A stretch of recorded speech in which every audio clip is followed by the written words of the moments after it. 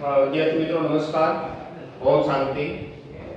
હવે આપણે એક્સ્ટ્રા જે નીટના પોઈન્ટ છે એમાં બીજા લેસનની અંદર આપણે કોષ દિવાલ, તો આગળના અંગિકાના અભ્યાસમાં આગળ વધીએ. કોષ દિવાલ, તો મિત્રો કોષ દિવાલ છે, જાણો છો કે લીલની અંદર, વનસ્પતિની અંદર, ફૂગની અંદર અલગ અલગ ઘટકોથી બનેલી હોય છે. એના ઉદાહરણ એ પણ આપણે જોઈ ગયા. હવે કેટલાક વધારાના પોઈન્ટ્સની અંદર જોઈએ તો બેક્ટેરિયા ડોમેઇન. મતલબ બેક્ટેરિયા છે મિત્રો, જુદા જુદા ઘણા પ્રકારના બેક્ટેરિયા છે. એના સંશોધનને અનુસાર જુદા જુદા વૈજ્ઞાનિકોએ ગ્રુપ પાડેલા છે બેક્ટેરિયાના. આર્કી બેક્ટેરિયા છે, યુ બેક્ટેરિયા છે, બેક્ટેરિયા ડોમેઇન કહેવાય છે.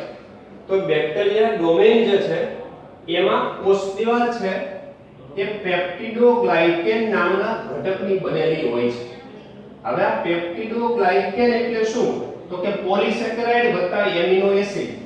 તો પોલિસેકેરાઇડ અને એમિનો એસિડ એ બંને ઘટકોના મિશ્રણથી જે ઘટક બને એને મિત્રો કહેવાય પેપ્ટિડોગ્લાયકેન. અને જે બેક્ટેરિયા ડોમેઇન છે એની કોષ દિવાલ પેપ્ટિડોગ્લાયકેનની બનેલી હોય છે. પછી માર્ટિનેઝ અને પાલ્મો આ બે વૈજ્ઞાનિકોના નામ છે. એમણે પ્રાણી કોષમાં એક આવરણની શોધ કરી જેને ગ્લાયકોકેલિક્સ તરીકે ઓળખવામાં આવે છે મિત્રો. તો આ શબ્દનો તેનો છે ગ્લાયકોકેલિક્સ. નેટની અંદર પૂછાઈ ગયો. માર્ટિનેઝ અને પાલ્મો આ બે વૈજ્ઞાનિકના નામ છે. તેમણે પ્રાણી કોષની અંદર એક સખત આવરણની શોધ કરી જે આવરણ છે ગ્લાયકોકેલિક્સ થી બનેલું હોય છે.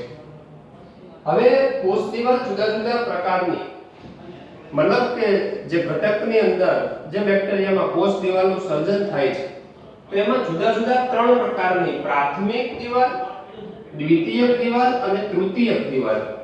તો પ્રાથમિક દિવાલ છે જે સ્થિતિસ્થાપક હોય છે અને જ્યારે કોષ પુખ્ત બને ત્યારે નાશ પામે છે. મતલબ કે કોષની જે શરૂઆતની અવસ્થા છે એ શરૂઆતની અવસ્થામાં જોવા મળે છે. કોષ જ્યારે પુખ્ત બને ત્યારે આ પ્રાથમિક દિવાલ છે એ નાશ પામે છે. એટલે કે કોષની જે પ્રાથમિક વૃદ્ધિ છે, પ્રાથમિક વૃદ્ધિ કે શરૂઆતની વૃદ્ધિ માટે જવાબદાર ગણવામાં આવે છે. તો એના કયા કયા ઘટકો છે?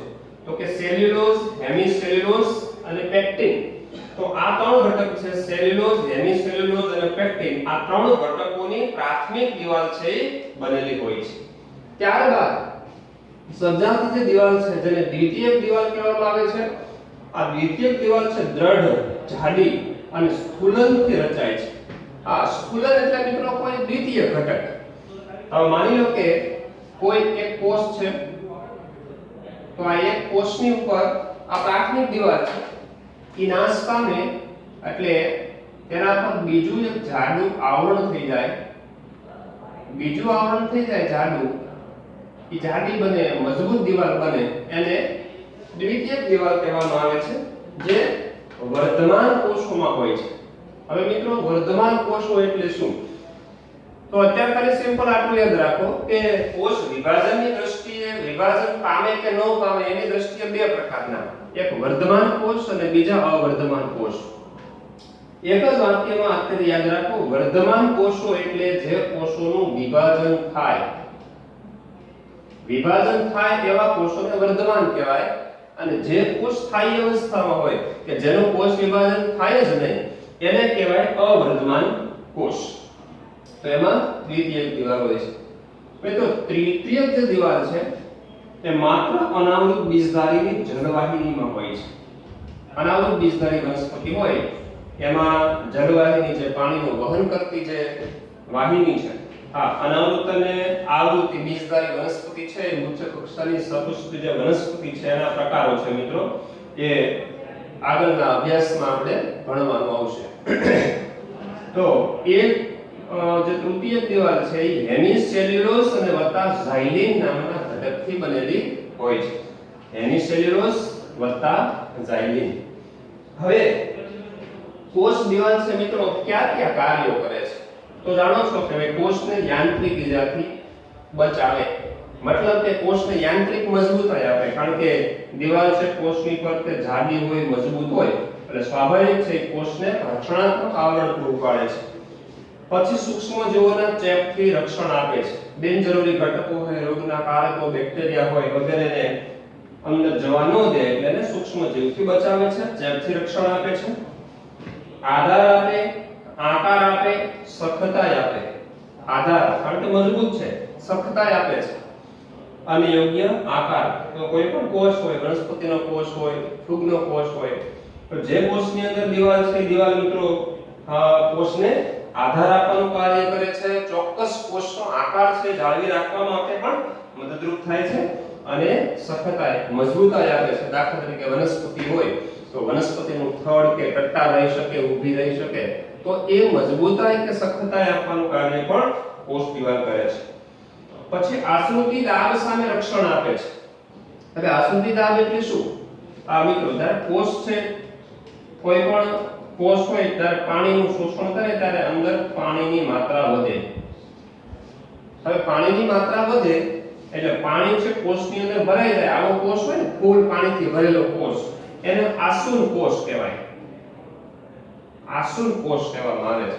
હવે પાણી છે એ કોષની દિવાલ તરફ વિરુદ્ધ દિશામાં બળ લગાડે છે. આ રીતે જોઈ શકો છો તમે. અંદર પાણી વધી જાય તો એ બોર્ડર તરફ, બહારની દિવાલ તરફ દબાણ લગાડે. બરાબર છે? અને એ પાણીનું દબાણ છે આસુન દાબ કહેવાય છે.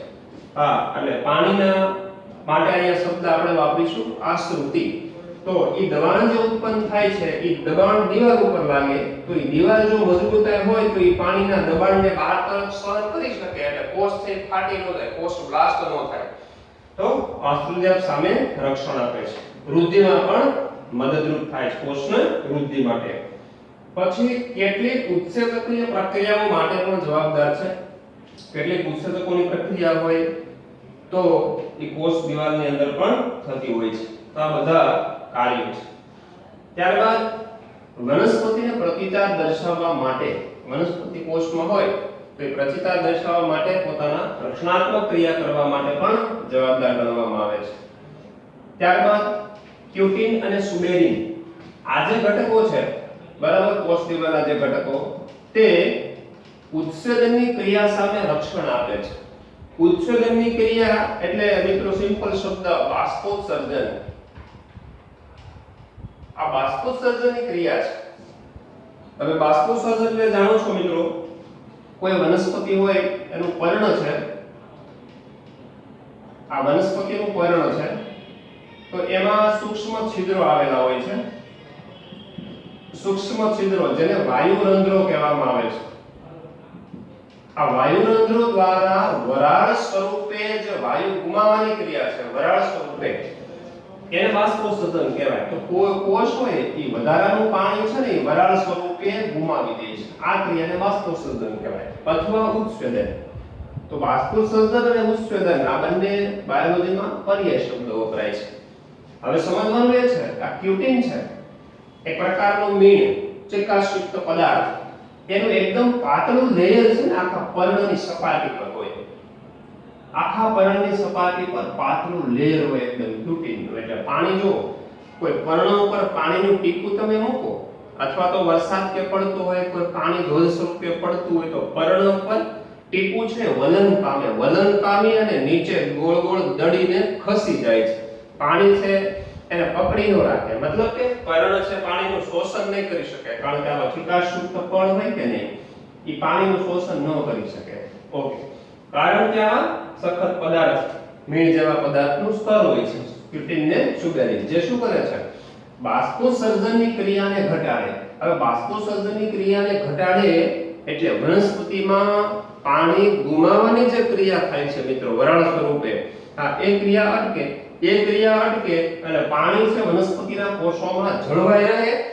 જળવાઈ રહે એટલે શું થાય કે જમીનમાંથી કે મૂળ દ્વારા એને કદાચ ઓછું શોષણ થાય, ન મળે, લાંબા સમય સુધી પાણીની તંગી સર્જાય, તો એ વનસ્પતિ પર્યાવરણ સામે ટકી શકે. તો એ પણ બેનિફિટ છે કોષ દિવાલને કારણે. પછી ચાલની નલિકા અને જલવાહિની. મિત્રો આ વનસ્પતિમાં જલવાહક પેશી હોય ને, એ જલવાહક પેશીના ઘટકો છે. જલવાહક પેશી એટલે વનસ્પતિ હોય મૂળમાંથી પાણીનું શોષણ કરે, મૂળ દ્વારા જમીનમાંથી પાણીનું શોષણ કરે, એ પાણીનું શોષણ છે વનસ્પતિની ટોચ સુધી, છે વનસ્પતિના બધા ભાગો સુધી થવું જોઈએ. હા, તો એ કોના દ્વારા થાય છે?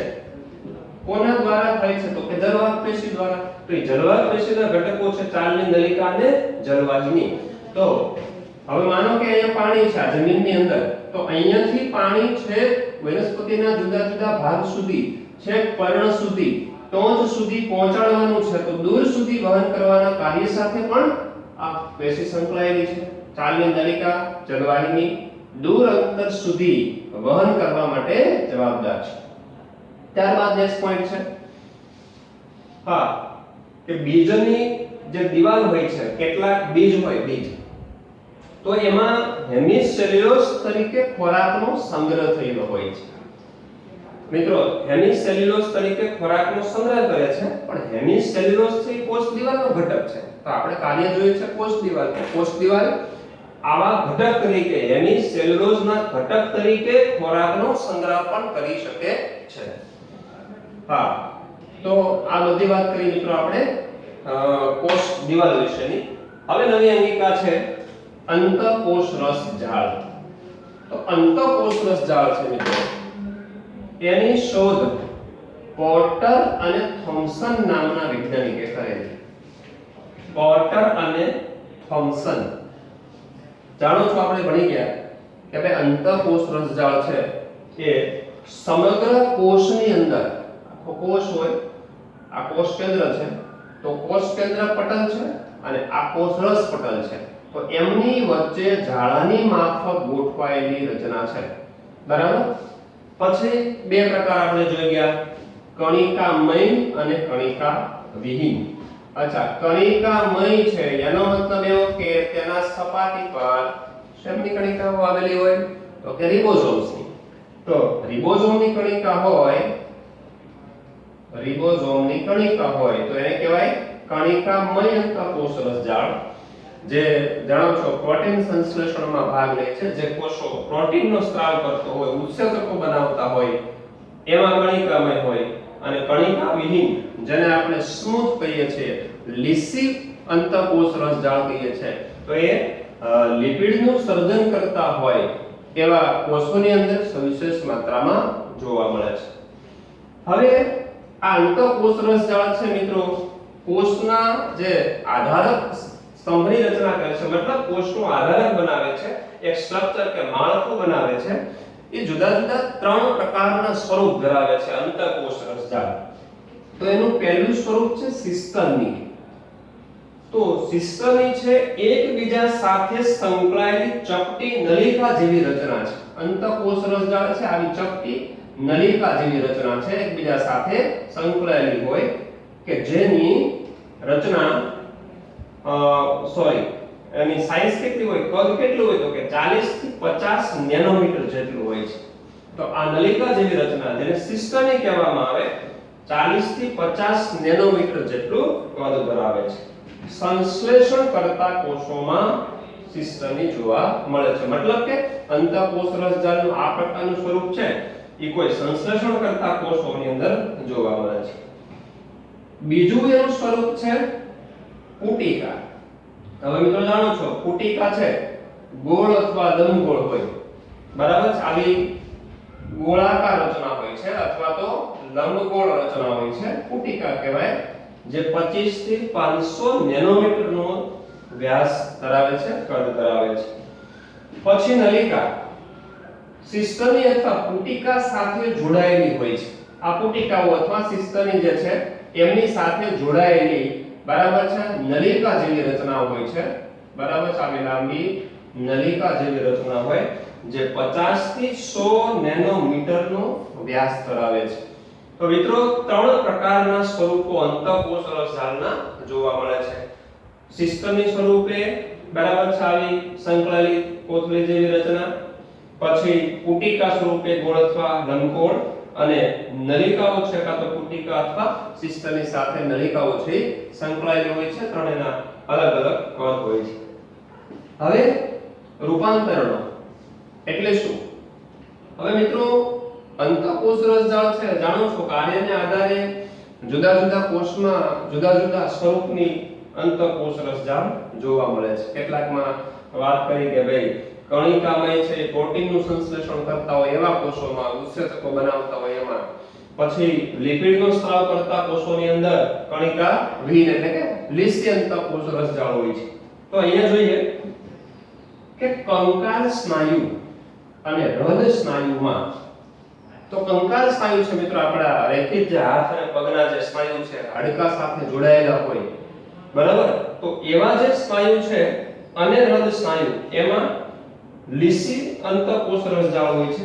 લીસી, હવે એનું કાર્ય શું? કે કેલ્શિયમ અને ઊર્જાનો સંગ્રહ કરે છે. કેલ્શિયમ વત્તા ઊર્જાનો સંગ્રહ કરે જેથી સ્નાયુ સંકોચનની ક્રિયા થાય, બરાબર. હવે આપણે સ્નાયુ સંકોચન કોઈ પણ વસ્તુ બોલવા માટે, ઉઠવા બેસવા માટે, કોઈ પણ ક્રિયા કરવા, દોડવા, કોઈ વજન ઉચકવા માટેનું કાર્ય છે, બળ જે છે એ સ્નાયુ દ્વારા ઉત્પન્ન થાય મિત્રો. હવે કોઈ સ્નાયુ ક્યારે કરી શકે એ કોઈ પણ કાર્ય? તો કે સ્નાયુનું સંકોચન થાય તો. હવે માનો કે મારે બોલવું છે, હું અત્યારે બોલું છું તો મારા મુખના સ્નાયુઓ, જીભના સ્નાયુઓ, જડબાના જે સ્નાયુઓ છે એ હલનચલન થાય છે. તો હલનચલન ક્યારે શક્ય બને? કે જો એના કોષોમાં કેલ્શિયમની માત્રા અને ઊર્જાની માત્રા હોય તો જ. કેલ્શિયમ અને ઊર્જા ન હોય તો સ્નાયુની ક્રિયા થઈ શકે નહીં. તો મિત્રો આ કેલ્શિયમ અને ઊર્જાનો સંગ્રહ થાય તેથી સ્નાયુનું સંકોચન થાય છે. પણ આ કેલ્શિયમ અને ઊર્જાનો સંગ્રહ ક્યાં થાય? તો કે કંકાલ સ્નાયુ અને હૃદ સ્નાયુમાં જે લીસી અંતઃકોષ રસજાળ હોય એમાં સંગ્રહ થાય છે. તો એનું રૂપાંતરણ કહેવાય, કાર્ય કહેવાય, જેને સ્નાયુ દ્રવ્ય જાલિકા તરીકે ઓળખવામાં આવે છે. તો સ્નાયુ કોષોની અંદર જે અંતઃકોષ રસજાળ હોય તે સ્નાયુ દ્રવ્ય જાલિકા તરીકે ઓળખવામાં આવે છે. ત્યારબાદ મિત્રો ચેતાકોષ હોય તો ચેતાકોષ છે જાણો છો આપણા માનવ શરીરની અંદર સૌથી મોટામાં મોટા કદના જો કોઈ કોષો હોય તો એ ચેતાકોષ છે. આ પ્રકારનો કોષ હોય ચેતાકોષ. વિગતવાર આગળ આપણે અભ્યાસ કરવાનો છે. હવે એમાં આવી નિઝરની કણિકાઓ આવેલી હોય છે. આ નિઝરની કણિકાઓ, આ કોષકાય જે વિસ્તાર છે આટલો ભાગ છે આ કોષકાય કહેવાય, આને પ્રવૃત્ત કહેવાય, અક્ષતંતુ કહેવાય. તો એમાં નિઝરની કણિકાઓ હોય, તેમાં અંતઃકોષ રસજાળ હોય, તેને અર્ગોસ્ટાપ્લાઝમ તરીકે ઓળખવામાં આવે છે મિત્રો. પૂછાયેલો સવાલ છે રીતની અંદર અર્ગોસ્ટાપ્લાઝમ. હવે માની લો કે આ ચેતાકોષ છે, તો ચેતાકોષ છે તો એ કોષકાય, આ જે કોષરસ છે એના વિસ્તારમાં એ અંતઃકોષ રસજાળ હશે. તો ચેતાકોષની અંદર બરાબર આવેલી અંતઃકોષ રસજાળ હોય તેને અર્ગોસ્ટાપ્લાઝમ તરીકે ઓળખવામાં આવે છે. અર્ગોસ્ટાપ્લાઝમ. ત્યારબાદ આંખના નેત્રપટલની અંદર, આંખ હોય તો આંખની અંદર જે જોવાનું કાર્ય છે વાસ્તવિક, જે આપણું પ્રતિબિંબ પડે છે કોઈ દ્રશ્યનું, એ નેત્રપટલ ઉપર પડે. એ નેત્રપટલમાં એક રંજક અધિચ્છદ હોય, રંજક અધિચ્છદના કોષો હોય છે, તેમાં અંતઃકોષ રસજાળ હોય જે રંજક દ્રવ્યો એટલે કે રંજક કણોનું વિઘટનનું કાર્ય કરે છે. એટલે જુદી જુદી અવસ્થા દરમિયાન ઓછા પ્રકાશની અંદર, રાત્રિ પ્રકાશની અંદર જે જોવાની ક્રિયા છે મિત્રો એ આને આધારે થતી હોય છે. પણ આ ક્રિયા, જોવાની ક્રિયા છે બરાબર, એ આંખની રચનામાં આગળના ચેપ્ટરોની અંદર ભણવાની વિગતવાર આવશે. અત્યારે માત્ર પોઈન્ટ યાદ રાખશો કે આંખના નેત્રપટલમાં એક રંજક અધિચ્છદના કોષોનું સ્તર હોય, એ કોષોના સ્તરમાં અંતઃકોષ રસજાળ આવેલી હોય, એ રંજક દ્રવ્યનું વિઘટન કરવાનું કાર્ય છે કરે છે. તો આ જુદા જુદા રૂપાંતરિત સ્વરૂપ છે. હવે કાર્યની વાત કરીએ તો કે અંતઃકોષ રસજાળ છે મિત્રો જાણો છો કે ભાઈ આ રીતે કોષરસ પટલ અને કોષરસ પટલ કોષ કેન્દ્ર પટલની વચ્ચે આખી જાળી જેવી રચના બનાવે છે. એટલે આખી કોષ છે એ સમગ્ર કોષનો અંતઃકંકાલ છે બનાવી અને કોષને યાંત્રિક આધાર આપવાનું કાર્ય છે એ કરે છે. કોષ છે ઝાડાની જેમ આખો ટકી શકે છે બધી અંગિકાઓ કોષ રસ વગેરે, તો યાંત્રિક આધાર આપવાનું કાર્ય કરે છે. ત્યારબાદ કોષની અંદર દ્રવ્યનું વહન કરાવે છે. કોષમાં એક સ્થાનેથી કોઈ દ્રવ્યને બીજા સ્થાને જવું હોય તો અંતઃકોષ રસજાળના માધ્યમ દ્વારા વહન થઈ શકે છે. પછી ફોસ્ફોલિપિડ અને કોલેસ્ટેરોલ ઉત્પન્ન કરે છે. વાત કરીએ છીએ મિત્રો કે ભાઈ લિપિડનું સર્જન કરે છે, તો ફોસ્ફોલિપિડ અને કોલેસ્ટેરોલ. કોલેસ્ટેરોલ છે એ વન ટાઈપ ઓફ લિપિડ જ છે. તો ફોસ્ફોલિપિડ અને કોલેસ્ટેરોલ ઉત્પન્ન કરે છે. કેટલીક ચયાપચયની ક્રિયાઓ પણ કરે છે. એટલે કે ચયાપચયની ક્રિયાઓ જે ગરમી ક્રિયાઓ માટે મદદરૂપ થાય છે. પછીનો પોઈન્ટ છે કાર્યમાં અંત્યાવસ્થા દરમિયાન કોષરસ પટલ અને કોષ કેન્દ્ર પટલનું નિર્માણ કરે છે. હા, હવે આ બે શબ્દોથી પરિચિત છો મિત્રો કે કોષ કેન્દ્ર પટલ કોને કહેવાય? આ કોષની વચ્ચે કોષ કેન્દ્ર છે એનું આવરણ એટલે કોષ કેન્દ્ર પટલ, અને સમગ્ર કોષની ઘેરીને ગોઠવાય છે કોષ રસ પટલ. તો એનું સર્જન અંત્યાવસ્થા દરમિયાન. હવે મિત્રો અંત્યાવસ્થા છે એ કોષનું જે વિભાજનની ક્રિયા થાય, તો કોષ વિભાજનની ક્રિયા છે એ જુદા જુદા તબક્કાવાર થતી ક્રિયા છે, જેમ કે પૂર્વાવસ્થા, ભાજનાવસ્થા, ભાજનોત્તર અવસ્થા અને અંત્યાવસ્થા. તો અંત્યાવસ્થા છે વિભાજનની છેલ્લી અવસ્થા છે. તો વિભાજનની છેલ્લી અવસ્થા દરમિયાન જો પ્રથમ અવસ્થા હોય તેમાં કોષરસ પટલને કોષ કેન્દ્ર પટલને છે એ અદ્રશ્ય થઈ જાય છે. કોષ છે જ્યારે વિભાજન પામતો હોય પ્રથમ તબક્કાની અંદર, અને અંતિમ તબક્કાની અંદર આ નવા દ્રવ્યો છે એ બને છે. પણ એ ટોપિક આખો નેક્સ્ટ જે ચેપ્ટર છે 10મું ચેપ્ટર આપણે ભણવાના છીએ કોષનું વિભાજન. એની અંદર વિગતવાર આપણે ભણવાના છીએ. અત્યારે મુદ્દો માત્ર યાદ રાખશું કે અંત્યાવસ્થા છે કોષ વિભાજનનો અંતિમ તબક્કો છે, ત્યારે કોષરસ પટલ અને કોષ કેન્દ્ર પટલનું નિર્માણ કરે છે. ત્યારબાદ હરિતકણ અને કણાસૂત્ર સિવાયના અંતઃકોષ રસજાળ બનાવે છે. બરાબર? હરિતકણ છે અને કણાસૂત્ર સિવાયના કોષોની અંદર સિવાયની જે અંગિકાઓ છે એમાં જે અંતઃકોષ રસજાળ હોય એનું નિર્માણ કરવાનું કાર્ય છે. અને છેલ્લો પોઈન્ટ છે ડિટોક્સિફિકેશન. બરાબર? કે કોઈ ઝેરી ઘટકો હોય એને બિનઝેરી બનાવવાનું કાર્ય છે, ડિટોક્સિફિકેશનનું કાર્ય છે. તો એ પણ અંતઃકોષ રસજાળ દ્વારા જ થાય છે. તો આ બધા અંતઃકોષ રસજાળના કાર્યો. તો મિત્રો કોષ દિવાલ અને અંતઃકોષ રસજાળ આ બે ટોપિક વિશેની ચર્ચા આપણે કરી. તો નેક્સ્ટ લેક્ચરની અંદર મળીશું ફરીથી. ઓમ શાંતિ.